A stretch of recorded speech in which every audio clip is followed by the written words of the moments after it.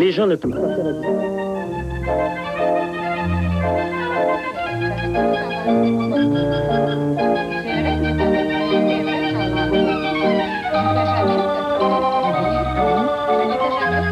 Bonsoir tout le monde. Alors ce soir, un petit souper sur les pièges amoureux. Bon, ça, les pièges amoureux, qu'est-ce que ça veut dire? Comment je vous expliquerais bien ça, là? Les hommes qui sortent toujours, qui tombent toujours sur le même genre de femmes, les femmes qui tombent toujours sur le même genre d'hommes, qui sont toujours d'un trouble à l'autre. Alors ça, c'est dû à leur enfance, puis ils reproduisent finalement ça dans quoi ils ont été élevés. Puis en tout cas, Mme Bertrand et ses invités vont en discuter beaucoup mieux que moi. Josiane Vénard. Là, évidemment, les invités de Mme Bertrand. Bertrand. Une femme qui a parlé. Carole Bourdon. Gisèle, c'était son cas, ça aurait pu être un homme. Jean-Pierre Simoneau. Oui, Suzanne Marié. Les hommes, qu'est-ce que vous dites et de ça? Denis Ça Casselot. aurait pu être un homme qui est en demande d'amour, comme ça? Ça aurait pu être un homme? Denis? La même chose. Monde, là, je pense que j'ai fait une... Je ne l'avais pas toute la Non? j'ai expliqué ça au monde. Comme je comprenais ça, là, bien à peu près. Je t'ai pas entendu. Non, mais en tout parlais. cas, non, j'avais bien fait, c'était pourri comme j'ai expliqué ça. Je suis sûre que je ne l'avais pas Bon, on va essayer de creuser ça. Bon, Gisèle, on vient de la voir. Bon, d'abord, je vais vous demander juste comment vous l'avez trouvée, Ginette? Elle est au bout. Elle est au bout. Elle est au bout. Je la voyais à Chandelle. Au bout. Elle est comme ça, là. Il est Saint-Seigneur. Une future bonne actrice. Bon, mais, alors, je vais lui dire. Maintenant, est-ce que vous vous identifiez avec Gisèle, cette femme qui découvre qu'elle est dans un pattern amoureux, c'est-à-dire que sa mère ne l'ayant pas aimée, elle a pris un mari pas aimant, et puis elle se retrouve à manger pour compenser. Enfin, elle, elle aurait pu se droguer, elle aurait pu se suicider, elle aurait pu devenir alcoolique. Bon, elle mange. Est-ce qu'il y en a une ou un parmi vous qui est très près de Gisèle? Carole, c'est toi? Moi, je me sentais près de Gisèle, là. Sa soif d'amour, là. Puis l'identification avec sa mère. Tu sais, l'identification avec sa thérapie, qu'elle a été capable de s'identifier avec elle. Tu comprends-tu? Moi, je voulais tellement être aimée le moment. Je voulais tellement être fine, être bonne, être super. Regarde juste la fin de l'école, là. Moi, j'arrivais chez nous, j'avais 98 %. Moi-même, me disait, Carole, t'aurais pu faire mieux. Puis j'ai refait la même affaire avec mon gars. C'est ça qui est étonnant. On refait les mêmes choses. Tant qu'on n'en est pas conscient. Oui. Tu sais, la journée où j'en ai été consciente, où j'ai dit à Yannick, Yannick, je suis contente, tu sais. Maman est contente de ton résultat. Mais il dit, tu peux pas, j'ai pas ça. Je dis, même si t'as pas ça, je suis contente pareil. Mais t'as pas été élevée, toi, Carole, comme beaucoup de nous, à dire, faut mériter l'amour des parents. Si t'arrives bon en classe, maman va t'aimer. Si t'écoutes maman, maman va t'aimer. Alors, penses-tu... Bon, raconte-moi ton histoire, alors. Comment tu te compares à Gisèle? Alors, toi, qu'est-ce que t'as fait? Quel pattern, dans quel piège es-tu tombée? Moi, j'ai eu un père alcoolique, puis j'ai remarié un alcoolique après. Bon, ça, c'est absolument étonnant. Parce qu'on pourrait penser, logiquement, que quelqu'un qui souffre de vivre avec un père alcoolique ne marierait jamais. Explique-moi qu'est-ce qui t'est passé par la tête? Moi, j'avais dit que jamais je marierais un alcoolique. Ça, j'ai toujours dit ça, là, quand j'étais jeune, là. Jusqu'à temps que je rencontre mon chum de mari. Puis quand j'ai rencontré mon chum de mari, là, j'avais un job dans ce temps-là. Je travaillais en désintoxication pour les alcooliques toxicomanes. Puis j'ai dit, lui, je vais l'avoir. Puis ce que j'ai dit, en tout cas, qu'est-ce que j'ai dit dans ce temps-là? J'ai dit, moi, je ferai pas comme ma mère. Je vais l'aimer, je vais le rendre heureux, il n'aura pas raison de boire. Je comprenais pas que c'était une maladie, là. Mais je t'assure, là, tu sais. Je vais être plus fine que ma mère. Je vais être plus fine que ma mère. Je serai pas comme elle. Tu sais, je vais être présente à lui. Je vais m'occuper de lui comme il faut. Je vais le rendre heureux. Aujourd'hui, je sais que je peux pas rendre personne heureux. Je sais que ça part de moi. Mais dans ce temps-là, là, c'est ça. Moi-même, elle l'a dit à ce moment-là, Carole, c'est un alcoolique. J'ai dit, maman, je ferai pas comme toi. Ce sera pas pareil, je te le dis. Mais tu te sentais bien dans l'alcoolisme de ton conjoint parce que tu savais comment dealer avec ça. Je savais. Tu savais les games, mon Dieu, ça fait 2 mots anglais d'affilée. Les games qui se jouent, les jeux qui se jouent, là. Tu connaissais ça? Oui, je connaissais ça. Alors, toi, tu as été mariée pendant 25 ans. Te sens-tu prêt, Josiane? Oui, moi, j'étais mariée pendant 25 ans. Ce que je peux... C'est quoi, toi, le piège dans lequel tu es tombée? Moi, le piège, c'est que j'ai été chercher un père. Le père absent que je n'ai pas eu. Et la mère absente aussi. Donc, les personnes, les substituts qui m'ont élevée ont été très absents aussi à cause de, de leur travail et tout ça. Qu'est-ce que tu as passion? C'est des parents adoptifs? Oui, non, des grands-parents. Des grands-parents qui t'ont élevé, oui, d'accord. Le grand-père étant absent lui aussi, donc j'avais pas de référence par rapport au côté masculin. Oui. Et ma grand-mère aussi était très, très absente. Et ce qui est arrivé, ce que je peux remarquer, c'est que c'est vrai que tu es amoureuse d'un homme, mais tu sais pas si... tu sais pas au départ qu'est-ce qui va se passer. Et ça m'a pris plusieurs années avant de comprendre que j'avais marié un homme qui était amoureux de son travail, lui aussi. Donc... Comme tes parents? Oui, comme mes parents. Et tes grands-parents? Mes grands-parents, exactement. Et cet homme-là, par exemple, m'aimait. Il me le disait, lui, pas comme dans la dramatique, il me le disait. Mais quand il me le disait, j'étais une assoiffée d'amour. C'est comme, il me le disait, mais c'était pas assez encore. Alors c'est comme, dis-moi-le encore plus souvent et tout ça. Et je venais un peu accaparante, pas mal, comme dans la dramatique. Et vu que son travail, lui, c'était prioritaire, il y avait des distances qui se sont établies. De mon côté, j'ai vécu beaucoup de rejets, d'abandon. Et c'est de là que j'ai commencé à voir qu'est-ce qui se passait, puis d'entreprendre des démarches pour moi. Mais peux-tu expliquer, Josiane, qu'ayant souffert de rejet et d'absence, que tu te maries avec quelqu'un d'absent et de rejet? Oui. Ça semble inouï. Oui, tu sais? mais au départ, c'est ça que je t'ai dit, on ne sait pas au départ. Non, c'est ça. Sauf que je savais très bien que parce que c'est un bonhomme affectueux, je savais très bien que quand il me donnait cette dose d'affection, je savais pas trop quoi faire avec. Il y a des moments où je ne savais vraiment pas quoi faire avec. Je me disais, je lui demande, c'est ça. Et je reproduisais, moi, un mécanisme pour aller chercher de la souffrance, pour aller chercher la chicane, pour aller chercher le reproche, t'es absente, t'es ça. J'élève les enfants, en tout cas, tout ce qu'on peut dire. Alors donc, je retombais dans la même chose. Quand t'es-tu rendu compte que tu faisais le même pattern que tes parents, que tu étais retombée dans les mêmes affaires? Je pense que ça faisait déjà plus de 10 ans que j'étais mariée, quand je l'ai découvert. Et à un moment donné, je me suis dit, c'est comme j'ai donné le contrat de me rendre heureux. D'être mon père, mon amant, mon mari, et puis un bon père pour mes enfants. Exactement. J'ai donné tout ce contrat-là. Et puis, Tu voulais... Attends, j'ai essayé de comprendre. Là. Tu voulais réussir, toi aussi. Oui. Ce que tu n'avais pas réussi avec tes parents. Oui. Tu voulais réussir avec ton mari, comme Gisèle essaie de réussir avec son mari ce qu'elle n'a pas réussi avec sa mère. Oui, moi, je ne voulais pas que mes enfants souffrent de l'absence de leur père. Et ça, je leur reprochais beaucoup. Le père était absent. Je voyais que c'était la même chose qui se reproduisait. D'accord. Suzanne, toi, comment tu près de Gisèle? Ben moi aussi, je me suis pas mal identifiée à Gisèle, dans le sens de laisser toute la place à l'autre. D'être tellement pas d'attendre tout de l'autre. D'attendre tout et d'être pas à l'écoute, de pas savoir... Là, elle a commencé une démarche en thérapie, c'est peut-être la première fois de sa vie qu'elle allait voir en dedans d'elle, qu'est-ce qui se passait, être connectée à qu'est-ce qu'elle est, elle, qu'est-ce qu'elle vit. Puis, moi, quand j'ai vécu, c'était de 20 ans à 32 ans. J'ai eu 12 ans, 5 relations amoureuses. Pendant 12 ans, sur le même scénario. Ça m'en a pris 5 pour m'ouvrir les yeux, moi. Pour dire, hey, c'est le même scénario, là. Ça aurait pu, toujours la même sorte de gars. C'est des grands, des petits, des beaux, des moins beaux, mais dans le fond, ça a été la même scénario.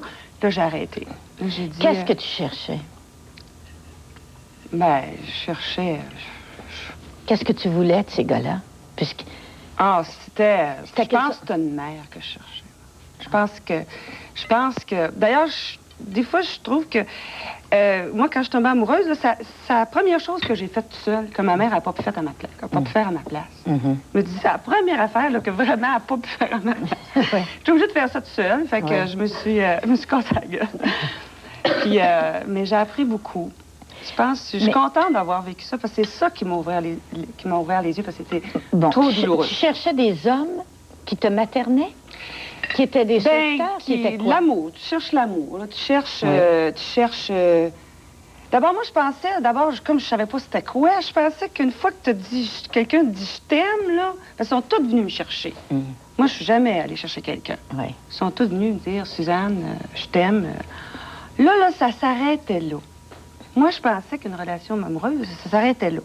Puis que là, ça consistait à garder ça, là. Garder ça, mon il m'aime, comment je fais pour garder ça? Alors là, moi, ce que j'ai fait, là, j'ai reproduit ce que je faisais, je pense, chez moi, là. C'est que, ben, tu le mérites. Tu le mérites. On a parlé tantôt oui. du mérite. Alors moi, je me suis reconnue beaucoup là-dedans, là, le mérite, parce que... donc, c'est... qu'est-ce qu'il faut faire pour lui plaire? Qu'est-ce qu'il faut que je dise pour lui plaire? J'arrête de respirer. Tu sais, j'arrête, là, je suis centrée. Puis ça, j'ai fait ça beaucoup dans mon enfance. Qu'est-ce qui va plaire pour qu'on m'aime? Quelle sorte de petite fille il faut que je sois pour qu'on m'aime? Alors, c'est toujours un regard vers l'autre et non pas un regard à l'intérieur de moi, qui je suis. C'est ça la grande différence. Mais qu'est-ce qui faisait que les 5 relations que tu as eues à ce moment-là ont cessé? Parce que c'est toi? Ils m'ont toutes laissé.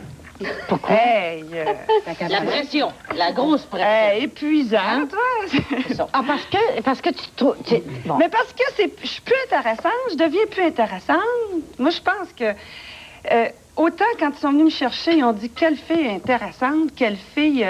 indépendante, puis que c'est dit tout ça. Puis tout d'un coup, elle arrête de respirer, puis là, elle se met à regarder l'autre, puis elle se dit...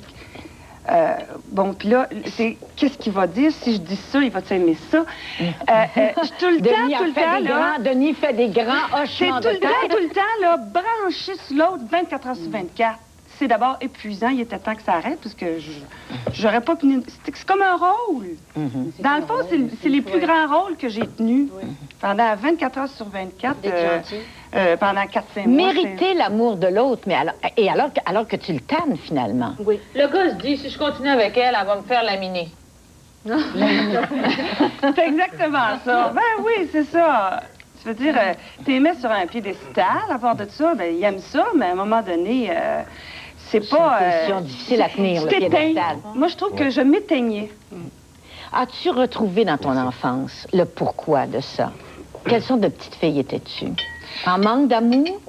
C'est difficile à dire qu'on n'a pas été. Moi, je dirais que je peux pas mettre le doigt... Moi, je peux pas dire que c'est une chose. Je pense que c'est un ensemble Mais je pense que j'étais une petite fille bien tannante, moi.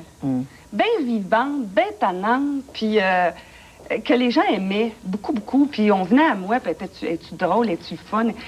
Puis là, à l'école, puis là, il fallait s'éteindre, puis il fallait devenir sage, puis il fallait devenir soumise, puis il fallait devenir celle qui parle pas en avant, puis... et puis faire des beaux devoirs, puis...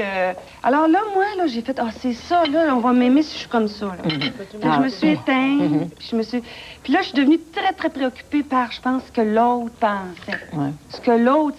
Puis comme j'ai développé ça beaucoup, je sens beaucoup les autres, moi, si je l'avais un peu moins, peut-être que je serais moins tombée dans le panier. Denis, toi, on peut penser que c'est tomber dans les patterns, c'est une maladie de femme. Est-ce que ça l'est d'après toi? Non, pas nécessairement. Toi, est-ce que tu es tombé dans les patterns? Moi, j'ai tombé dans le pattern celui du maternage. Bon, ben alors, tu pourrais être chum avec Suzanne à côté. Oui, c'est pour ça que je réessaie. Non, je veux pas. Justement. Alors, toi, comment ça se passe dans ta vie? C'est simplement, c'est que moi, je m'identifiais énormément à ma mère. Pour la simple raison que l'image du père n'était pas assez présente. Comme beaucoup de pères à ces époques. Je me suis identifié à l'image de ma mère, puis la plupart de mes relations, c'est juste effectivement ça. C'est des femmes que j'aidais tout le temps. J'étais le sauveur, j'aidais des femmes. Le sauveteur. Le sauveteur. J'aidais tout le temps. Alors, tu prenais des femmes qui avaient besoin d'aide. Ben oui. Bon, moi, des fois, il y a des filles qui me disent, puis des gars aussi qui me disent, comment ça se fait que je tombe toujours en amour avec la même sorte? Et ils le savent pas. Ils n'ont pas identifié ce que tu viens, toi, d'identifier. C'est que tu es un sauveteur et tu as besoin de victimes qui ont besoin d'aide. Des gens qui ont besoin d'aide. Oui, c'est... Ça se trouve. Ça se trouve, il y en a plein. Mais comment ça se fait que t'aimes pas ça, être sauveteur? T'aimes plus ça, être sauveteur? J'aime plus être sauveteur pour la simple raison que j'ai constaté que le maternage, c'était plus ou moins bon. Ça te rend pas heureux? Ça me rend pas heureux. Je suis tanné de materner. J'en suis rendu au point où le maternage, c'est bon en soi, là, c'est discutable. Là, mais je veux dire, le maternage, ça devient épuisant. Tu pourrais faire comme Gisèle, mettre une annonce dans la presse. Homme tanné de materner, recherche mère. Peut-être que ça serait bon. Alors, donc, il y a des hommes qui tombent dans les patterns. Oui, moi, je crois que les hommes n'en parlent pas assez, par exemple. Ils n'en parlent pas? Pourquoi ils n'en parleraient pas? Je sais pas. Ils ont la difficulté, ils vont parler de leurs émotions, de leur affectivité, mais ils réfléchissent pas sur les patterns qui peuvent véhiculer. Toi, Jean-Pierre, dans quel pattern es-tu tombé? Je suis tombé dans le pattern de tout prendre, tout donner. Je suis tombé dans le pattern de le coup de foudre. C'est toujours pareil, mais je pense que les hommes n'en parlent pas parce qu'on n'a jamais eu soit qu'on l'identifie pas, ou on n'a pas l'occasion de faire une thérapie pour le faire. Moi, je l'ai identifié pas parce que j'ai fait une thérapie, parce que ça fait 3 fois que je répète la même chose. Alors, à un moment donné, je peux plus me cacher. Il y en a que ça fait 15 fois qu'ils répètent les mêmes affaires, voilà. Puis ils ne savent pas encore. Voilà. Je sais pas alors, trop.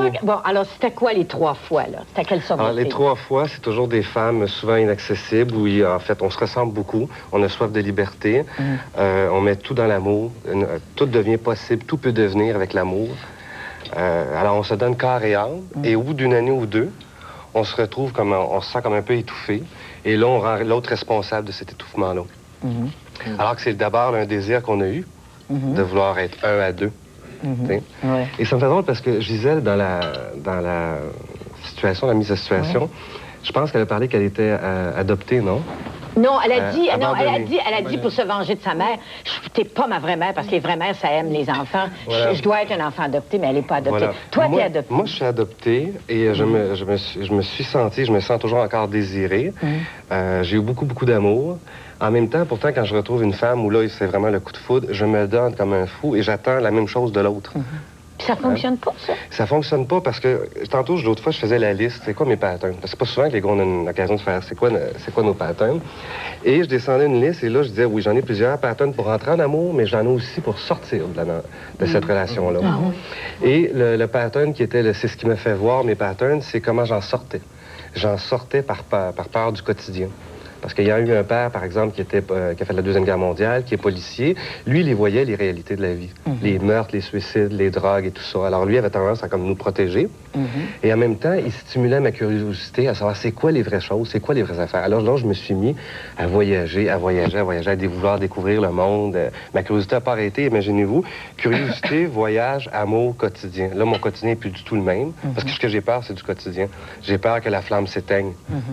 Hein? Alors, en voyage, quand je peux retrouver l'amour, je suis aux oiseaux. Je suis complètement aux oiseaux. Et c'est ce que j'ai vécu pendant les 2 dernières relations. Mais c'est pas beau, ça? C'est formidable. Le problème, c'est qu'à chaque fois qu'on voudrait l'approfondir un peu, ça devient impossible. Ça devient impossible parce qu'on a tellement peur que ce qu'on a fait derrière Claudia, la dernière relation que j'ai eue, on a préféré garder le rêve de ce qu'on a vécu plutôt que de prendre le risque de perdre ce qu'on perdrait dans le quotidien. Est-ce que si tu retournes dans ton enfance, t'as dit tantôt que tu étais adopté, on sait que les enfants adoptés, il leur manque un morceau de leur puzzle, hein? Tu sais, on est un puzzle, puis il leur manque un morceau. Est-ce que tu penses que tu cherches l'impossible comme retrouver tes parents? Est-ce que ça pourrait être sous-jacent? La seule chose qui pourrait peut-être avoir un lien, effectivement, il est là. L'impossible.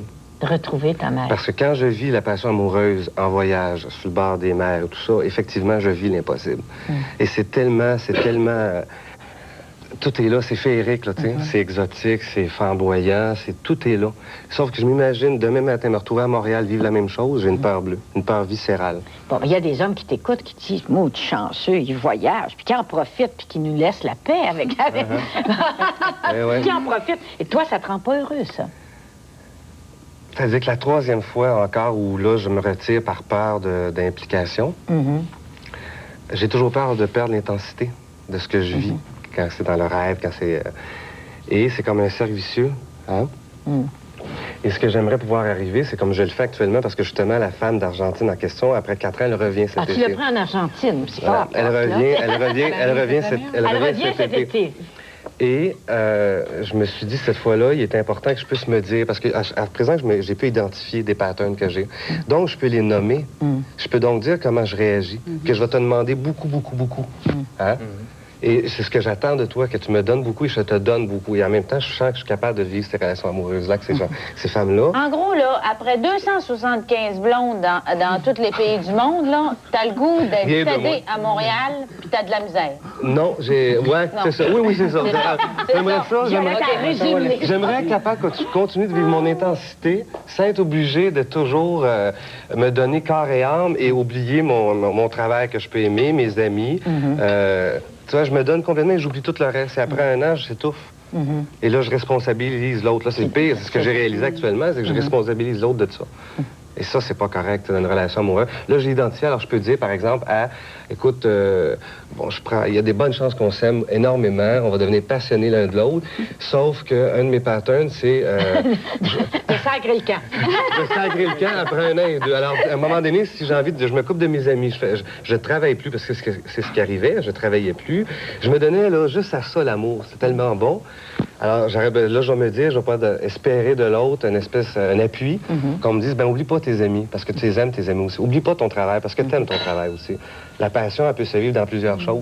Prenez-vous pas de billets aller-retour, comme ça. Oui, c'est ça. Apportez-vous pas d'argent, comme ça, vous allez pas. Mais est-ce que c'est... Ah, donc, c'est douloureux, être dans les patterns? Oui. C'est souffrant. Oui, c'est souffrant. Oui. C'est souffrant. Mais c'est ça qui est intolérable. C'est qu'on veut cesser de souffrir. Puis c'est difficile de pouvoir s'en sortir jusqu'à un certain point. Mais c'est souffrant et pourtant, on retombe quasiment toujours jusqu'à temps qu'une thérapie ou un choc ou peut-être une émission comme ce soir, que les gens disent, mais oui, comment ça se fait que j'ai toujours un chum pas correct ou enfin quelqu'un qui m'aime pas? Comment ça se fait que je choisis toujours quelqu'un qui m'aime pas? Moi, je dirais pas que la personne ne t'aime pas. C'est pas ça. Je pense que...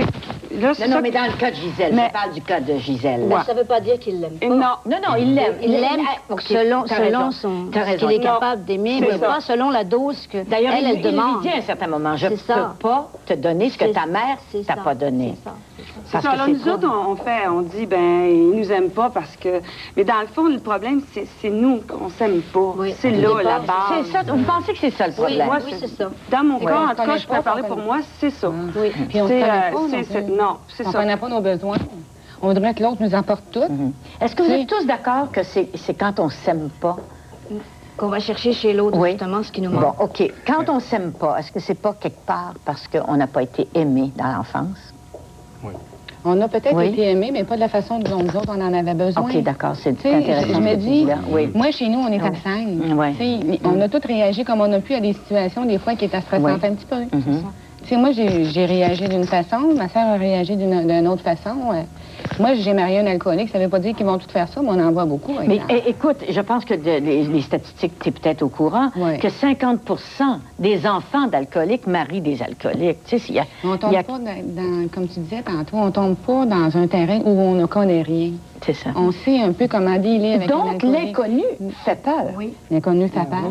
C'est pour ça qu'on reste dans la souffrance, justement, parce qu'on préfère rester dans le terrain qu'on connaît que d'aller essayer de... Alors, toutes ces jeunes femmes de 25 ans, là, qui se marient, qui ont un bébé en ce moment, et qui se disent, moi, je ne serai pas comme ma mère.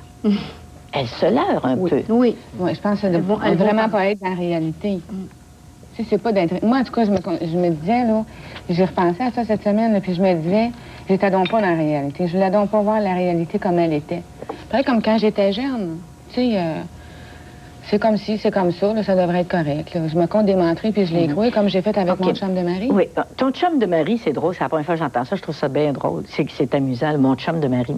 Aujourd'hui, c'est mon chum de mari. C'est un test à juste mon mari. Bon, il est... OK, je le sais. Il a monté Il a monté. OK, alors il est devenu ton chum de mari.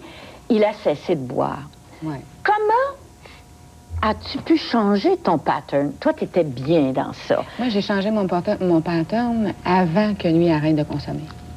Moi, je suis allée en relation d'aide avant que lui fasse des démarches.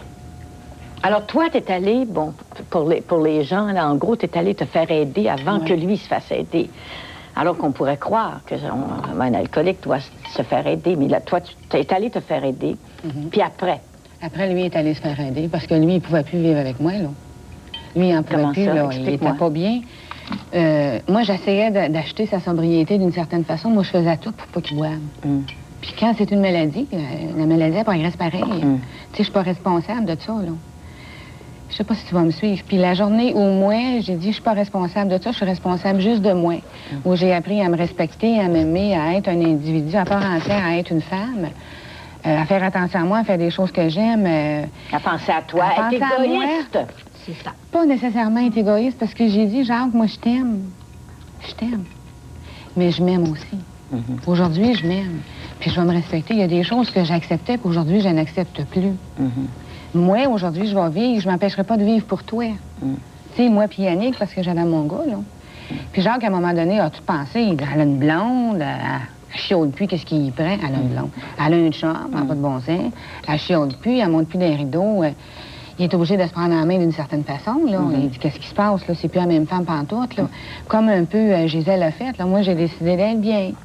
Si toi, tu veux continuer à être malheureux, c'est ton choix à toi, mais moi, j'ai décidé d'être bien. Oui, mais ce que tu racontes là, c'est difficile à faire. Ça prend des années d'aide, de thérapie. C'est difficile de sortir d'un pattern. Est-ce que c'est difficile? Toi, t'en es sorti de ton pattern?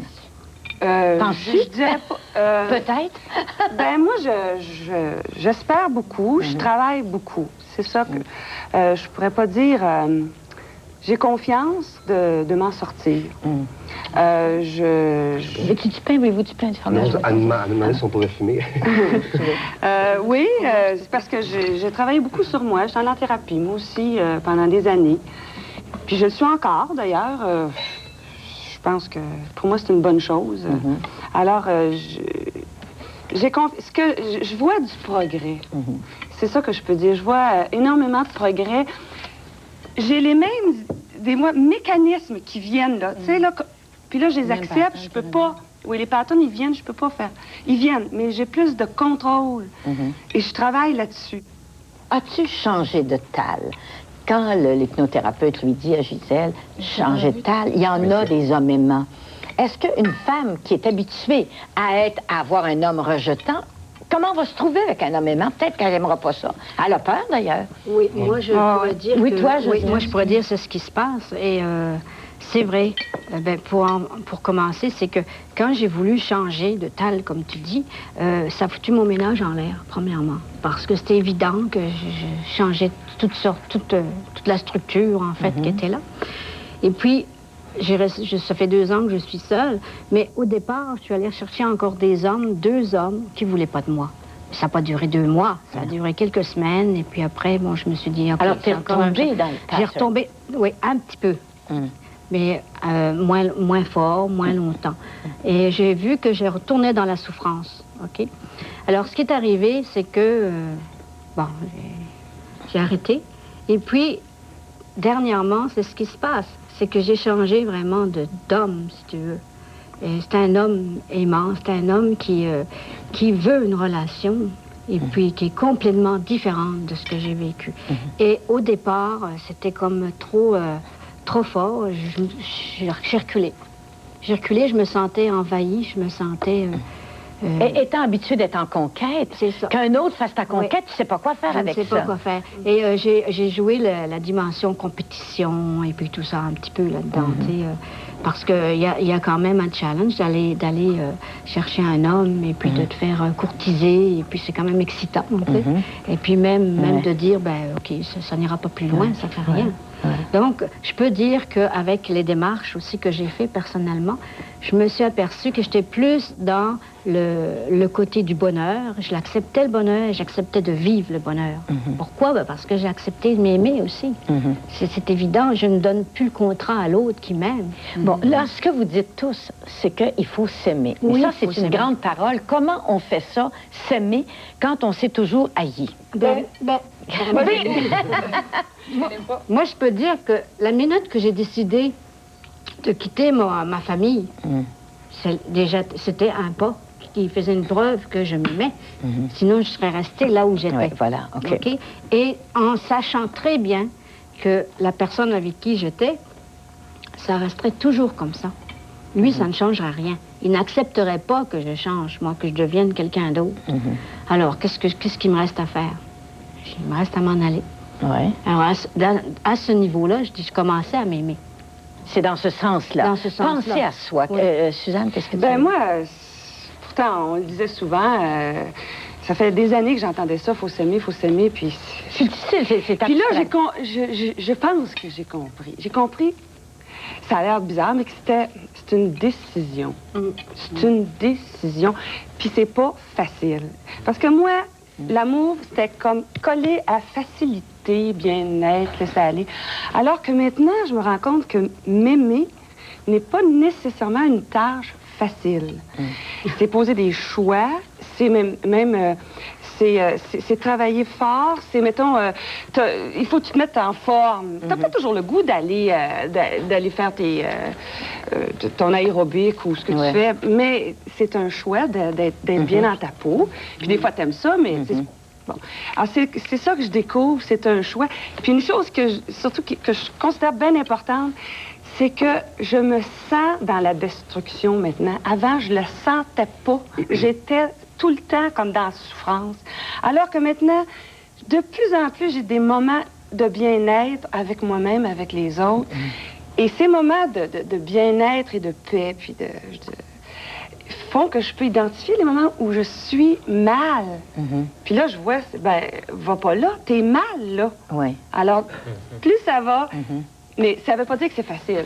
Et j'accepte la non-facilité. Oui. En tout cas, moi, ma partenaire, elle souffrait.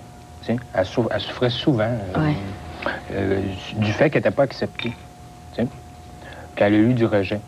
Tu sais. Mais je me dis, la souffrance, d'un fois, exulte l'espérance. Tu sais. C'est comme ça que je le vois, moi. Hein? De quoi? Moi, je comprends pas, moi non plus. Parce que simplement, dans la souffrance, on peut... quand tu souffres, tu es capable de comprendre puis de saisir des choses. Tu sais. Oui. Il ne s'agit pas de souffrir pour souffrir, tu sais. Il y a des gens qui aiment souffrir juste pour souffrir et qui se complaignent dans la souffrance. Quand tu as vécu le rejet tout le temps, la seule chose que tu connais, c'est la souffrance. C'est ça. Oui. Bon. Qu'est-ce qu'on fait? Est-ce que je souffre tout le temps ou j'apprends à apprivoiser ma souffrance et à comprendre pourquoi je souffre? Ah oui, OK, je comprends, là. Oui. C'est ça qu'il faut faire. Mais tu peux changer aussi. Tu changes aussi. Tu changes, tu essaies de changer à ce niveau-là. Mais il faut comprendre notre souffrance. Tu sais. Oui. Mais c'est pas facile, effectivement. C'est pas facile, c'est difficile. Non. Moi, je veux toujours vivre des affaires faciles. C'est ça. Voilà. Puis ce qui n'est pas encore facile, c'est qu'une fois qu'on a identifié, par exemple, qu'on a un pattern, mettons, comme nous autres, on a comme identifié qu'on a des patterns. Puis effectivement, l'émission nous permet aussi de réfléchir à ça parce que c'est pas souvent qu'on demande au monde, as-tu des patterns? Toi, t'en as-tu? Amoureux, c'est pas souvent qu'on a l'occasion. Sauf qu'une fois, je pense qu'on a l'occasion d'identifier un pattern. C'est bien difficile de le répéter. Comme moi, je suis pas en amour depuis 1 an et demi. Hein, pourquoi? Sauf que je me donne à plein à mon travail passionnément, mais je suis pas en amour depuis 1 an parce que j'ai pas oublié. J'oublie pas que j'ai un pattern, là, tu sais. La dernière fois que je me suis donné à fond de train, ça m'a pris comme 6 mois, 1 an avant de me relever. À chaque fois, c'est la même chose. Alors, on peut pas rembarquer dans un pattern comme ça aussi facilement quand la mémoire, c'est une faculté qui oublie pas, là, tu sais, on s'en rappelle. Sauf que ce qu'on sait pas, c'est comment arriver à pas reproduire les mêmes choses. Alors que moi, là, encore cet hiver, j'ai été en voyage, j'ai rencontré quelqu'un qui s'en vient encore à nouveau. Je suis toute joyeux, je suis content qu'elle s'en vienne, puis que là, ça va être... connaissez-vous, c'était là, attends, c'est Claudia. Je vais être hyper excité, mais je sais qu'il y a un billet de retour. Alors, c'est pas trop impliquant, c'est pas trop épeurant, il y a un billet de retour. Mais comment je peux arriver à vivre ça avec quelqu'un où il n'y aurait pas de billet de retour, puis garder l'intensité? Moi, je pense qu'il faut se faire aider. Il faut se faire aider, c'est de l'aide, ben oui. Dans la souffrance... Je pense que ça se fait pas tout seul, ça. Tu peux pas... moi, dans mon cas, je pense pas que je m'en sortirais tout seul. Non. Mais est-ce que vous croyez pas, vous autres, que tout le monde est pris avec le pattern? Oh, mais je vais vous donner l'exemple de mon pattern, qui est le pattern du maternage. Quand tu maternes, tu veux tout le temps aider tout le monde. Oui. Tu sais? Tu veux aider, mais quand tu as compris ton pattern de maternage, tu veux plus aider de la même façon. C'est ça. Tu dis, je veux aider... Voilà. Tu veux aider tout simplement pour donner. Puis quand tu as eu quelqu'un que tu as materné tout le temps, puis que tu vis des changements, puis que tu dis que tu veux aider, pour elle, en tout cas, ma partenaire, c'était ça. Tu sais, je veux dire, elle recherchait en moi la mère qu'elle n'avait jamais eue. Tu sais. Bon, mais je l'ai aidée. Tu sais, je l'ai aidée pendant... Elle était bien tombée, puisque toi, tu voulais. Elle était bien tombée. Puis moi, je voulais. Mais je n'étais pas tout à fait d'accord. C'est rare que j'ai une question à poser à Mme Bertrand. Oui, c'est quoi? Bon, là, 5 aujourd'hui. Le monde qui sont intéressés, le monde, là, les gars et les filles, sont intéressés au monde qu'on a ici à la table. Oui. OK? Parce que là, ça a l'air d'être eux autres les pas corrects, là. Pas ceux-là avec qui ils se matchent, mais eux autres. Oui. Alors, forcément, lui, là, les filles qui vont être attirées par lui, c'est des filles qui aiment l'impossible aussi. Oui, Les évidemment. gars qui vont être attirés par elle, Oui, t'as ça raison. veut dire que c'est des gars que toute leur vie, ils aiment ça que quelqu'un fasse la conquête d'eux autres, puis que Oui. les autres refusent tout le c'est temps. sûr. Des espèces de C'est sûr. sadiques, là. Mais on est tous dans Hein? des patterns, je pense. Tu sais, alors finalement, leurs partenaires sont pas plus corrects qu'eux autres, là. On Mais se non, complète, ça on se leur complète. convient, ça leur convient aussi Ça leur d'avoir... convient. Parce que c'est pas plus oui. sain. C'est Mais pas oui. plus sain de se faire aimer, Mais de vouloir se faire aimer sans aimer. malheureusement, quand on tombe en amour, on ne sait pas ça. Non, c'est ça. Non, je pense Eh pas bien, que on le sait peut-être. Je pense veut pas le voir. On veut pas le voir. On a fait une émission C'est tellement sur bon. l'autopsie d'un coup de C'est foudre. tellement bon qu'on veut pas le voir. Et tout le monde a dit que finalement, le coup de foudre, tu tombes pas en coup de foudre avec n'importe qui. Tu tombes en coup de foudre avec quelqu'un qui te rappelait ton enfance. Alors, on n'en sort jamais de l'enfance. Qui te rappelait, ou ton père, ou ta mère, ou tu sentais que c'était un gars qui maternait, puis tu allais vers lui. Alors qu'est-ce qu'on fait dans la vie à ce moment-là? On magasine pour se Non. trouver du monde? Non. Je pense qu'on apprend à vivre avec ça. On apprend à vivre avec ce qu'on a été, mais se changer sur certaines choses. Tu sais, accepter à un moment donné que j'ai été comme ça, j'ai vécu. Moi, j'avais un caractère, ma personnalité, là, c'était plus dans le genre du héros, tu sais, qui était en charge, qui était fine, qui était correct, qui aidait beaucoup, qui travaillait en relation d'aide, là, tu sais, là, c'est moi, ça. Il y a moyen que je sois ça aujourd'hui aussi, mais tout en me respectant, puis en respectant l'autre aussi. Tu sais, je fais attention à moi, je fais Finalement, attention à ce l'autre. que tu me dis, c'est qu'on ne se change pas. On Si tu es s'améliore. quelqu'un qui aide, toi, tu es quelqu'un qui materne. Moi, tu je suis vas pas d'accord avec ça. Non? Moi, je considère qu'à partir du moment que tu as connu ton stéréotype ou ton maternage, il faut que tu l'élimines. L'élimines en partie, puis il faut que tu changes tes comportements. Je veux dire, Oui. dans l'essence, tu restes pareil, mais faut que tu... mais en tout cas, tu as des comportements, tu as des essences, tu as des racines, mais il faut que tu changes des comportements, des attitudes de maternage. Ouais. Moi, je ferais une nuance. C'est pas facile, tu sais, puis c'est... Ah, c'est sûrement pas facile, ça, c'est C'est sûr. pas facile. Mais je ferais une petite nuance comme moi, par exemple, j'ai pas envie de perdre l'intensité que je vis quand dans mes relations amoureuses. Je regrette rien de ce que j'ai vécu. Bien au contraire, j'ai appris l'amour, j'ai appris à donner, à recevoir, à laisser l'autre rentrer dans ma vie, à pouvoir rentrer dans la vie de quelqu'un. C'est extraordinaire, ça, de pouvoir faire ça. Ce que j'aime, ce que moi, il faudrait que j'apporte me concernant, en tout cas, ce qu'il faudrait que j'arrive à, pardon, à apporter dans mon intensité amoureuse, dans mon travail ou dans tout ce que je fais, c'est arriver à un équilibre. Et c'est pas ailleurs que je vais le trouver, ça. C'est avec la femme que j'aime que j'espère pouvoir le trouver, parce que c'est elle que j'aime. Merci. Vous aussi, je vous aime. L'équilibre, vous allez en trouver un genre. Vous allez trouver un genre de petit équilibre avec ça. Merci beaucoup. Mais de l'amour, c'est pas du secret que je veux, c'est de l'amour. Et je pense qu'il faut pas aller à l'extérieur le trouver, parce que ça arrive si peu souvent. En tout cas, moi, ça m'est rien qu'arrivé 3 fois. Je me compte chanceux d'avoir trouvé 3 fois l'amour. C'est avec ces personnes-là qu'on peut se nommer, se dire, parce qu'une fois qu'on l'identifie, Alors, le problème... tu crois pas, Jean-Pierre, au changement total? Trouver, comme Gisèle dit, il y en a d'autres sortes d'hommes. Oh, mais ça dépend. Mais Mais moi, j'ai j'avais- envie de trouver une femme qui me ressemble. moi. Moi, quand j'ai marié mon mari, je l'aimais, mon chum de mari. Je l'aimais. Puis quand j'ai décidé de changer, moi, là, c'était pas nécessairement pour changer d'homme. De toute façon, tu me dis qu'un autre homme, moi, je serais pas comme la marque. Comment J'ai eu ça? assez de la misère à m'habituer à lui, mais tu sais, hey. Mais je me dis, mon mari a des belles qualités, on vit des belles choses ensemble aujourd'hui, là. Tu sais, avoir changé, là, frémé comme j'étais frémé, là, de toute façon, je m'aurais repris un autre. J'aurais... Tu aurais pris un pareil. Probablement que j'aurais repris un pareil. Probablement. Aujourd'hui, j'ai changé. Lui aussi a changé. On se connaît, là, tu sais, comme on était avant, puis je le connais Mais toi, aujourd'hui. Josiane, t'as changé total. Toi, t'as laissé ton mari Elle, après oui, 25 Oui, ans. mais moi, je me dis, c'est ça, c'est que moi, j'ai joué beaucoup le rôle de victime. Hein. Oui, Ben, alors, j'avais un sauveteur, c'est évident. oui. Et ce qu'on disait tout à l'heure, je suis un peu d'accord quand on dit, c'est vrai que j'ai tendance encore à jouer le rôle de victime, sauf que j'en suis consciente. Non seulement j'en suis consciente, c'est que je change mes attitudes par rapport à mon chum qui est maintenant. Oui. Je veux plus d'un sauveteur, tu sais. J'en veux plus. Alors, tout de suite, il y a comme une cloche qui me signale, hey, oh, à quoi tu joues, là, tu sais. Mais là, à ce moment-là, tu as changé des choses en toi, tu joues plus à la victime. Non, je ne joue plus la Si je victime. change moi par rapport à moi les choses, l'autre n'a pas le choix. Parce qu'il n'y a pas de conjoint coupable là-dedans. Non, Et il pas du tout. n'y a pas non plus Non.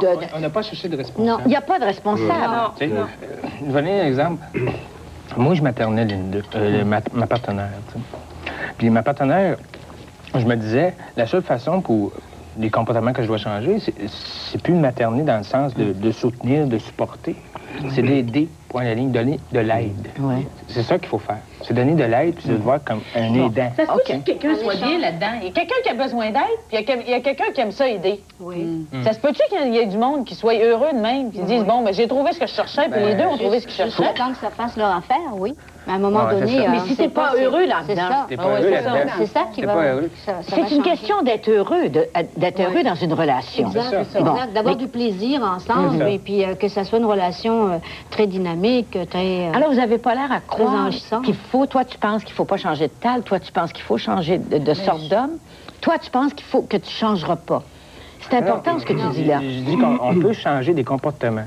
Il y a des attitudes, des comportements qu'on doit changer. Oui. Comme le fait de materner, et comme je te disais au début, je dis c'est pas si mauvais que ça. Faut que tu regardes le maternage, qu'est-ce que c'est. Voilà.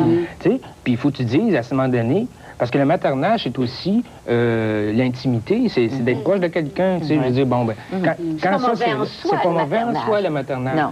Qu'est-ce qui est mauvais? C'est de retomber toujours, de ne faire que ça et de C'est de ne retomber... faire, De c'est faire ça à ça. 100 C'est à 100 tout le temps. Mais c'est pas ça la relation, que ce soit le rôle que tu joues. Oui. Que finalement, la relation, c'est toi, tu es quasiment une mère pour la personne. Et qui vient d'un besoin de l'enfance que tu n'as pas satisfait. Ben oui. C'est ça. C'est ça, finalement. C'est un besoin de l'enfance que, par exemple, dans le cas de Gisèle, elle n'a pas été aimée par sa mère, ce qui, d'après moi, est la pire des choses.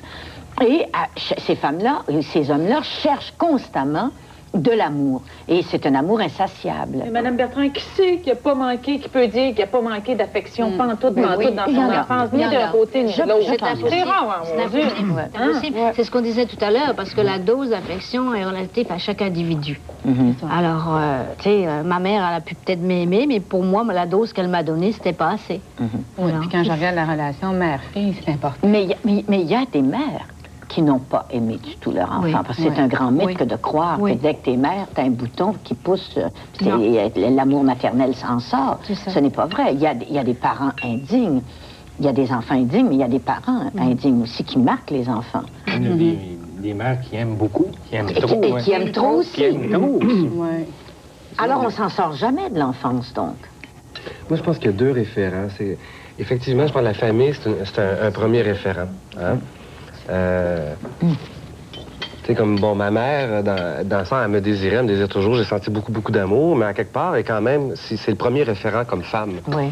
Hein? Oui, c'est important. Et c'est important. Dans la mesure où elle m'a peut-être dit, fais attention à ça, fais attention à ne pas te faire mal dans la vie, quoi que ce soit, moi, j'ai eu tendance à vouloir découvrir de l'extérieur énormément. J'étais un petit peu en réaction. L'autre chose que je vais te nommer tantôt, c'est notre première relation amoureuse qu'on a eue, chacun de nous autres ici. Là. Notre première... En tout cas, moi, j'ai regardé ça avant de venir ici. J'étais en train de regarder la première relation amoureuse que j'ai eue, et je me suis dit, mon Dieu, qu'elle a été déterminante. Comment, à partir de ma vraie première relation amoureuse, autant au niveau sexualité ou quoi que ce soit, comment elle a été déterminante pour mes autres relations amoureuses et passionnées, quoi que ce soit. Je ne sais pas si c'est vrai Oui, pour vous moi autres, aussi, mais c'est ça a vrai, été oui. très, très révélateur. Oui. J'ai tendance à vouloir... Êtes-vous en train de me dire que ça ne se change pas? Qu'on peut s'en sortir des patterns, mais que finalement, tu me dis que ta première relation amoureuse a été déterminante, donc Ouais. toutes les autres se ressemblent. Donc, vas-tu en sortir? Moi, je pense que je vais en sortir, mais avec la femme que je vais aimer à partir du moment où j'ai pu identifier mes patterns. J'espère que ça va être avec elle, parce que c'est avec elle que j'ai envie de rester. Si j'en sors parce que j'ai peur du quotidien, j'ai peur de perdre d'intensité, je perds la femme que j'aime, et elle perd l'homme qu'elle aime aussi. Et finalement, c'est toujours des relations qui durent pas, mais qui recommencent toujours, mais avec une femme différente. C'est Ben, moi, fatigant, je ça. trouve ça très angoissant de penser que bon, le prochain gars, là, faut que ça marche. Alors, je vois juste que ce que je peux voir, c'est je vois du progrès. OK. Je vois C'est très une sage. expérience. Je vois, bon, ben avec telle personne, j'ai fait ça, j'ai réussi à dire ça, je me suis écoutée. C'est dans ce sens-là que moi, je me sens bien, puis que j'espère, puis que je sais pas qu'est-ce qui va arriver. Tout ce que je peux voir, c'est il y a des choses qui ont changé. J'ai pas agi avec le cinquième comme avec le premier, puis j'ai pas agi avec le sixième comme avec le deuxième, puis ça, ben, pour moi, c'est important. C'est la seule chose que je peux dire. C'est sûr que dans le fond de mon cœur, je souhaiterais comme une relation qui dure. C'est sûr, mais je le sais pas. Je sais pas. C'est sûr que ça, que tu n'as pas agi toujours de la même façon parce qu'ils t'ont toujours laissé. C'est sûr que ça, que tu n'as pas agi toujours de la même façon. Et tu sais, Comprends-tu? Non, je comprends pas ce que tu dis. T'es-tu si sûr que quand tu disais, moi, j'ai pas agi de la même façon que le premier, puis le deuxième, puis le troisième? Sauf que... Non, c'est-à-dire, les 5 premiers, ça a été pareil. Sauf que le 5e, là, j'ai fait wow, minute, puis là, j'ai agi différemment. Là, j'ai posé vraiment une action déterminante, différente de ce que je faisais d'habitude. Puis depuis ce temps-là, ça n'a pas cessé. Je me suis regardée là-dedans, puis j'ai posé des actions différentes de ces 5 premières relations-là. C'est la seule chose, ça va pas, c'est pas le Pérou, mais ce que je peux dire, c'est qu'il y a des changements. Donc, les patterns existent. Il faut s'en sortir. Et comment? Puisque quand tu finis par être mal, bon, tous les rapports de femmes battues, d'hommes qui battent et tout ça, peut-être que les femmes retombent dans des patterns et les hommes aussi retombent dans des patterns. Je pense que les études ont montré que les hommes qui battent étaient des enfants battus. Donc, qui retombent tout en ayant haï se faire battre par leurs parents, battent leurs femmes et leurs enfants. Alors, ça en est, ça, des patterns aussi, dans lesquels les gens retombent. Ben, c'est différent. Moi, c'est des patterns pareils. Ça dépend. Il y a des pareils. patterns, mais je vais donner des exemples. Moi, je trouve que c'est important de faire des nuances. Je vais donner des exemples. Dans ma famille, il y a des gens... Mon père battait personne. Puis j'ai de mes frères qui battent leurs femmes. Et dans ce sens-là, je dis, qu'est-ce que tu dis? Oui, mais c'est discutable. C'est vrai. C'est discutable. Moi, je pense qu'il faut pas... En tout cas, il faut pas généraliser, puis je pense qu'il faut nuancer là-dessus. Mais tu penses pas, quand tu élèves des enfants, que ce qui revient, moi, je pense que je l'ai constaté, ce qui revient, c'est la façon, en cas de crise, là. Tu sais, en cas de crise, un enfant fait quelque chose de mal ou qui t'énerve, qu'est-ce qui ressort? Je sais pas, vous avez des enfants, vous deux, là? Qu'est-ce qui ressort? C'est comment ta mère t'a élevé, toi. Si elle criait, tu cries. Si elle tapait, tu tapes. En cas de crise, là, je te dis pas quand tu réfléchis. Mais c'est ça qui ressort, parce que c'est ça qu'on t'a montré. Bon. Oui, quand je disais tantôt... Ça se change, mais oui, ça se change. Nos comportements, ils changent. Quand je te disais tantôt, moi, j'avais des exigences que... Tu sais, j'ai dit à Yannick, ça te prend 100 tout le temps.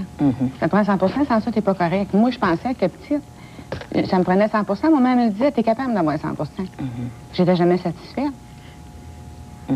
Yannick a été... Je me dis, mon gars... Ça se rapproche de toi, là, qui ça se rapproche de moi. Moi, ma mère, elle m'arrêtait d'étudier. Elle disait, Suzanne, c'est rare, ça, des parents qui arrêtent les enfants d'étudier. Elle disait, bon, là, Suzanne, là, tu n'as assez le dimanche soir à minuit, là, va te coucher.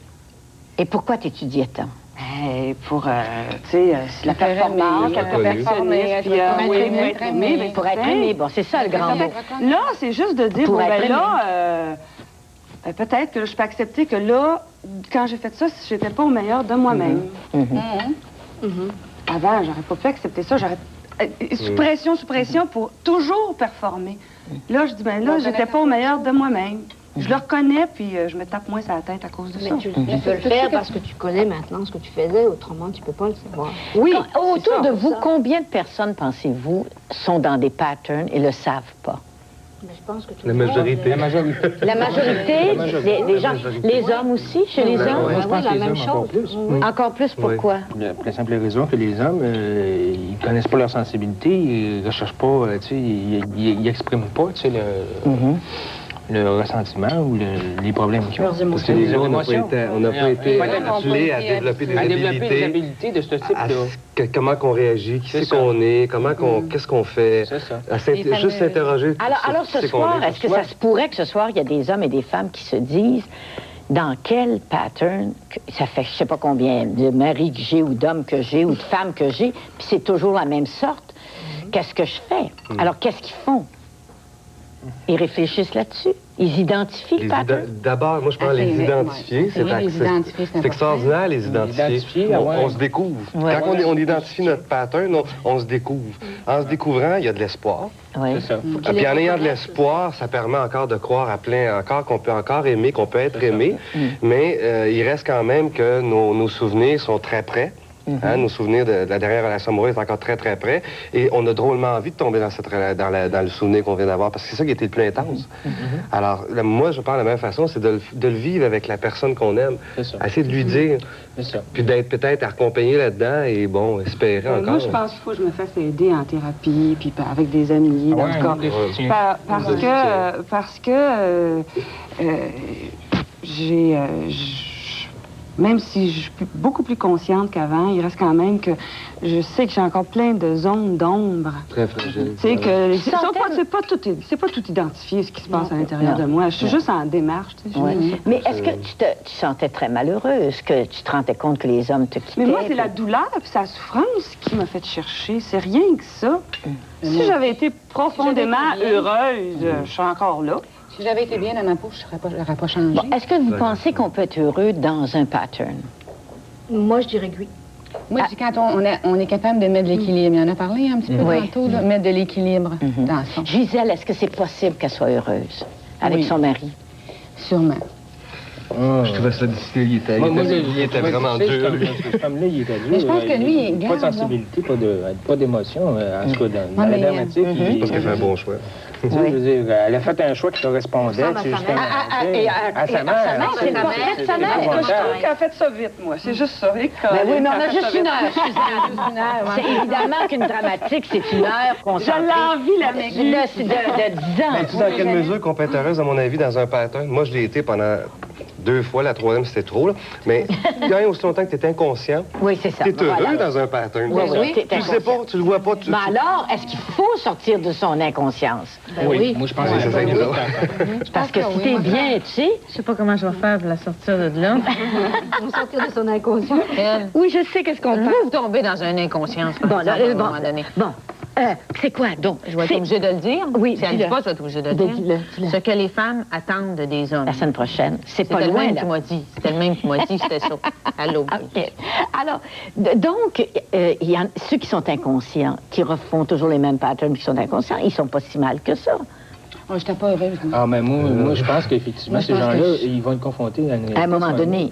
Il va falloir qu'ils fassent quelque chose. Oui, à un moment donné, tu te réveilles. Il va falloir, tu sais, Mais Gisèle, ça y a pris 19 ans à se réveiller. Il a pris 19 ans. Un Moi, ça événement m'a pris 11 ans. Moi, je pense... Toi, ça t'a pris 11 ans? 11 ans avec mon conjoint. Josiane? Ah, moi, je dirais une bonne dizaine d'années aussi. Oui. 12 ans. 12 ans. 9 ans. 9 ans. Bon. Je dis que nous autres, en fin de compte, on a changé un petit peu, puis on est passablement heureux. Hey François, je peux rester à souper, qu'est-ce qu'on mange? Du poulet et du brocoli.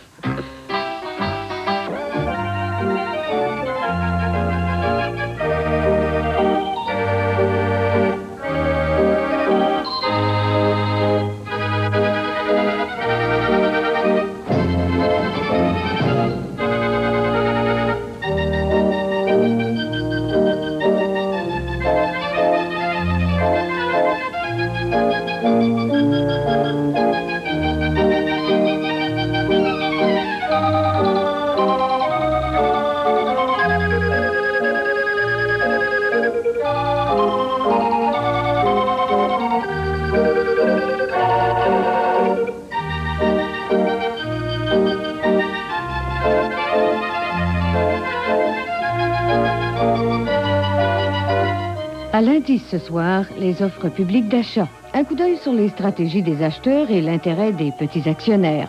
Retrouvez dans un moment votre guide.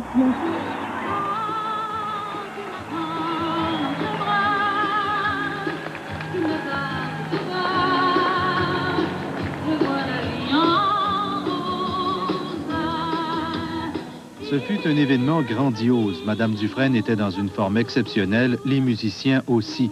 Pour son unique concert au Québec cette année, la diva a repris certains de ses plus grands succès avec des arrangements symphoniques, suscitant un véritable délire dans le public.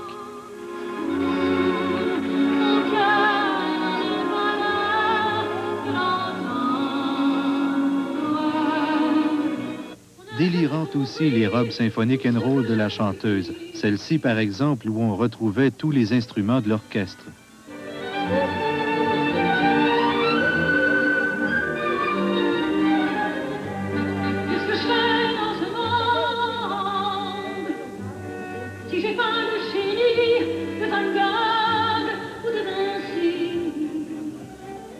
Musicalement, ce fut une réussite. Le son était excellent, la voix de Diane Dufresne nous a rarement paru aussi belle. La direction et les arrangements de Gilles Ouellette ne manquaient pas de punch et les musiciens s'amusaient comme des fous. La salle était ravie. Avec ce concert qui a paru trop court, l'Orchestre symphonique de Québec et Diane Dufresne ont largement mérité les 9000 chandelles offertes par le public. Paul Toutain, à Québec.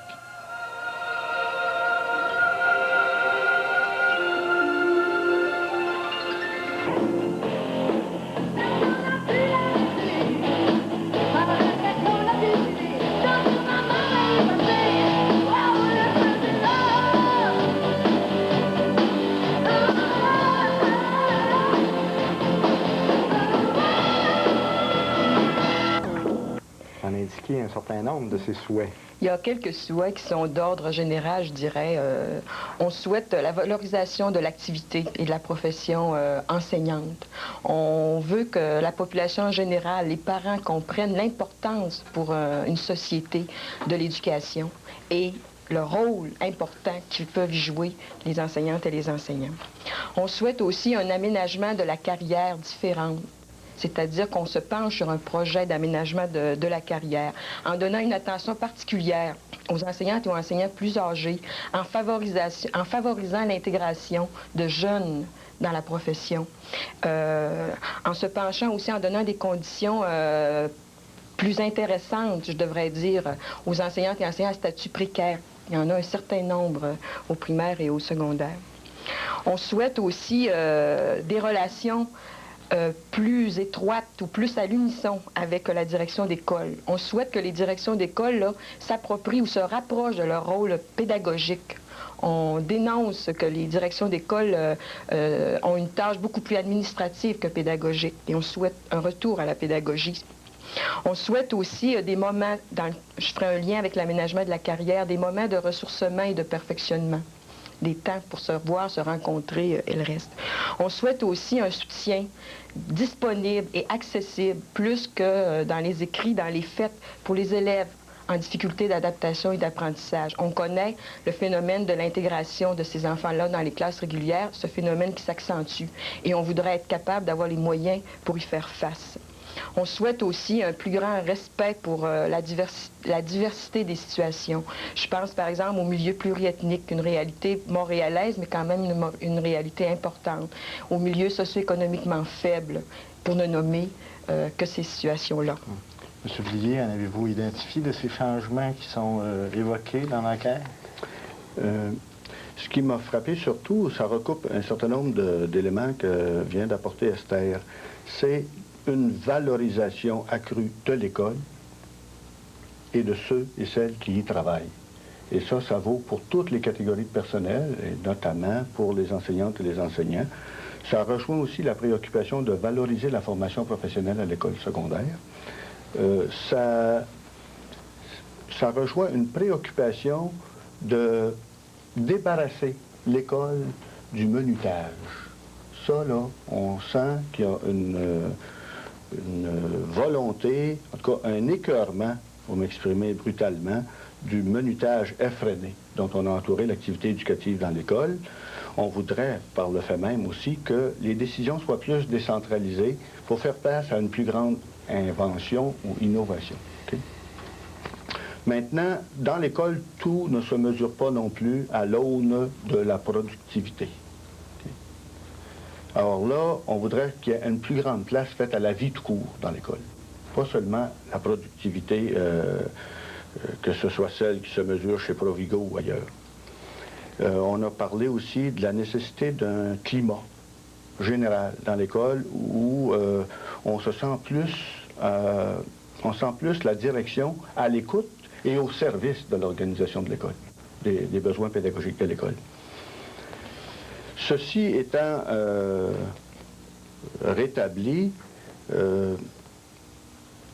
on retrouve un certain enthousiasme, je pense, chez les membres qui ont participé à ces entrevues-là. Plusieurs l'ont manifesté séance tenante. Le fait d'avoir pu, même à l'occasion d'une visite, se rencontrer et échanger entre eux sur des questions qui les touchaient au premier point, au premier plan, l'organisation de l'école, l'organisation de leur travail dans l'école, nous disait, c'est la première fois cette année qu'on a l'occasion de se rencontrer, de débattre, de discuter de cette question-là entre nous et de se solidariser sur des points qui nous apparaissent importants.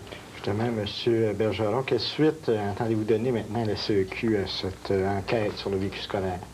Il faut d'abord dire que c'est une enquête qui a produit un matériel qui est extrêmement riche. Il y a beaucoup de données qu'on va devoir apprivoiser dans les prochaines semaines, dans les prochains mois. Il va y avoir évidemment une diffusion de ce document-là, une diffusion assez large, sans aller jusqu'à l'ensemble des enseignantes et des enseignants. Il y aura des résumés, synthèses qui sont disponibles. Il y aura une animation qui va être faite auprès des délégués d'école à partir des principales conclusions que l'on peut tirer de cette enquête-là. Et évidemment, ça va être un aller-retour avec les instances syndicales pour approprier les principales données qu'il y a là-dedans. Évidemment, ça va, je pense, au cours des prochaines années, nous permettre d'affiner notre réflexion collective sur l'école, sur le métier d'enseignante et d'enseignant, et aussi sur le syndicalisme enseignant. Ça va nous permettre, évidemment, de sensibiliser la population aux problèmes que vivent les enseignantes et les enseignants à partir de ce qui était dit par les personnes qui font l'école, principalement les enseignantes et les enseignants du Québec. C'est une démarche qui est assez nouvelle, d'aller chercher comme ça du matériel brut, puis ensuite de le traiter, de retourner voir les enseignantes et les enseignants, voir si ça correspond bien à ce qu'ils vivent. Évidemment, ça va nous amener aussi plus prosaïquement pour la prochaine ronde de négociations dans les prochains mois en termes de préparation à établir, à partir de ce qu'on nous a dit dans cette tournée-là, dans cette enquête-là, à établir des priorités qui vont être celles que les enseignantes et les enseignants veulent voir défendues en négociation.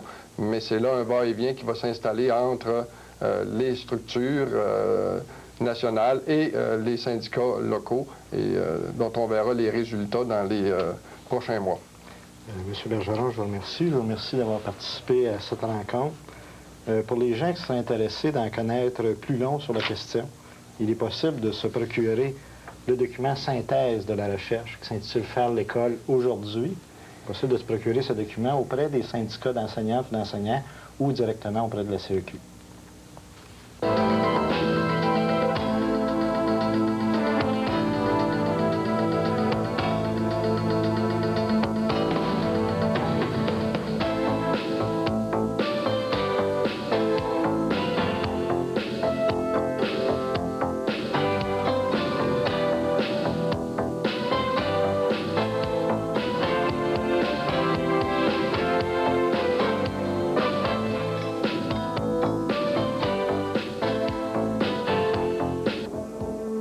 On ne saurait traduire d'un crayon plus sûr le sentiment des élégances modernes. Il sait voir et faire voir. C'est d'ailleurs un homme dont l'esprit d'observation, la finesse d'artiste et le goût se trahissent dans les moindres cadres.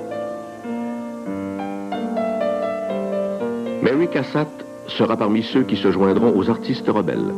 Elle est américaine et ressemble à un personnage tiré d'un roman d'Henry James. Degas dira à propos des eaux fortes dans lesquelles il montre des femmes dans la galerie étrusque du Louvre: j'ai voulu illustrer l'ennui, l'écrasement respectueux, ainsi que l'absence de toute sensation qu'éprouvent les femmes devant la peinture.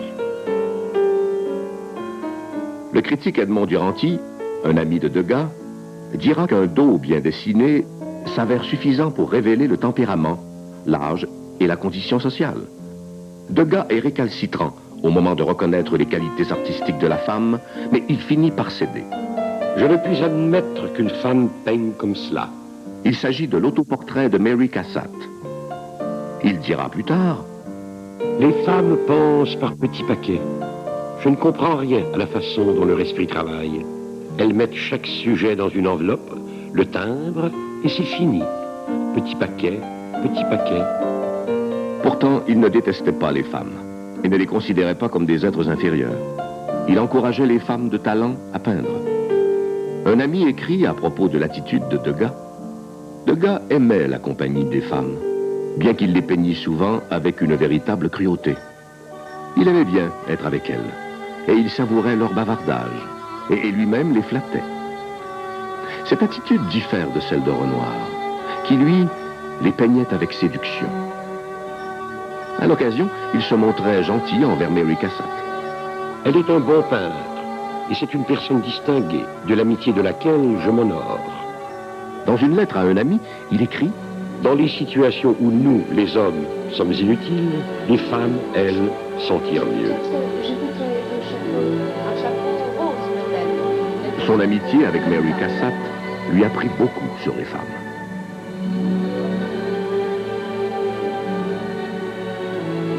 Je l'aurais épousée, peut-être, mais jamais je n'aurais pu l'aimer.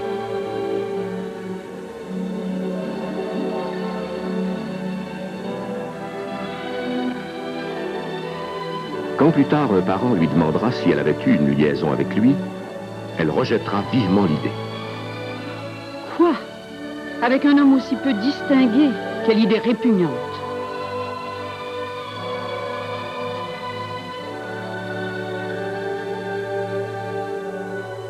Une matinée chez la modiste peut s'achever par un achat qu'on les traînera aux courses de chevaux.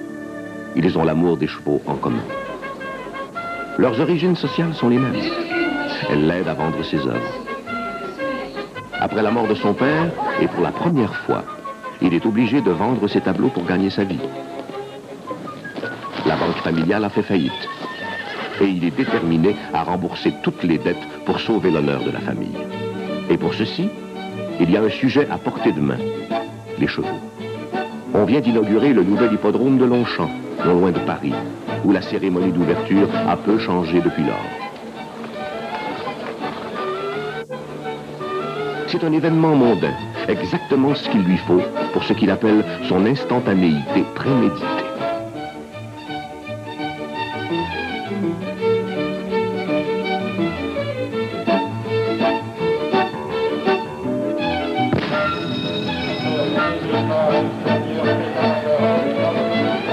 Il aime l'action, la couleur et le mouvement des pur sang.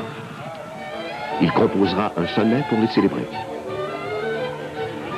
On l'entend approcher par saccades brisées, le souffle fort et sang, dès l'aurore venue, dans le sévère train, par son lade maintenu, le bon poulet galope et coupe la rosée. Il a une ménagerie en cire, des statuettes qu'il n'exposera jamais et qu'il se réserve à lui seul. Paris et son spectacle servent de fond à ses œuvres.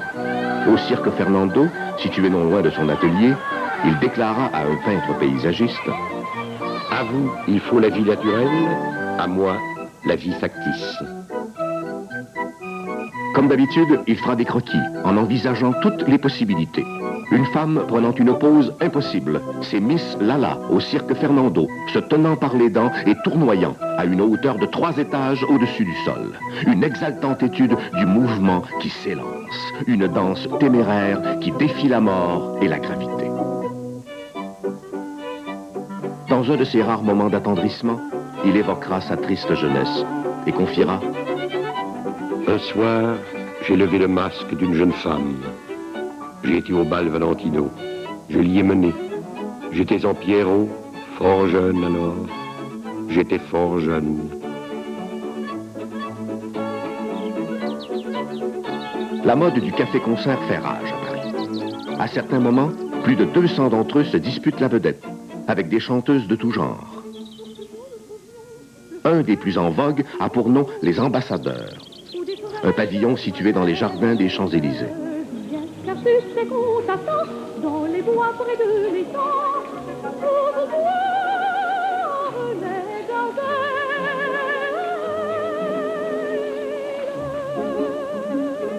Dans les œuvres qu'il fit sur les cafés des Champs-Élysées, Degas semble s'être épris de la vigoureuse vulgarité des chanteuses.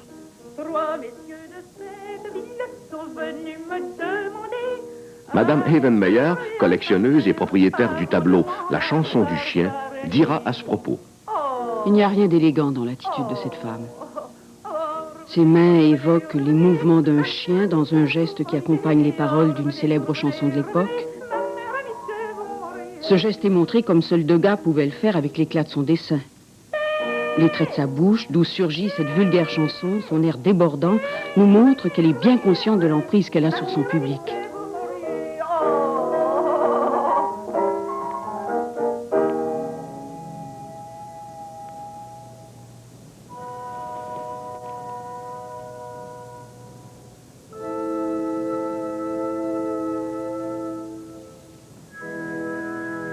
Il est le maître de la danse, avec plus du tiers de l'ensemble de ses œuvres dédiées à celle-ci, sur une période qui couvre plus de 30 ans. Le corps humain était pour lui une grande source d'inspiration.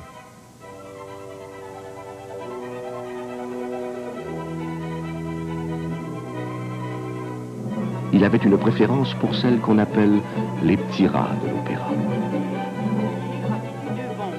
C'est ça que Dominique faisait. Voilà, voilà. Développez, Dominique. Maintenant, tombez. Tout de suite, c'est ça. Monte, Dominique. Bon, tourne, Dominique. Il jouissait du privilège de pouvoir circuler librement dans les coulisses de l'opéra, et il en usait pour dessiner à la dérobée.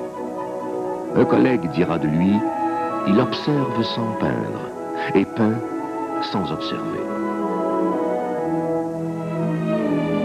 Il admire la passion et la douleur, ingrédients indispensables pour l'atteinte de la perfection. Il est des femmes auxquelles il faut à peine parler. Il faut les caresser.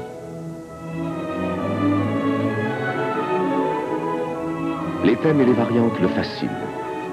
Il dira: la danse n'a été pour moi qu'un prétexte pour peindre. Il faut refaire 10 fois, 100 fois le même sujet. Mon idée du génie est celle d'un homme qui trouve une main tellement belle qu'aussitôt il s'enferme à vie, tout heureux de n'avoir rien d'autre à faire que d'en dessiner le bout des doigts. Aucun art n'est aussi peu spontané que le mien.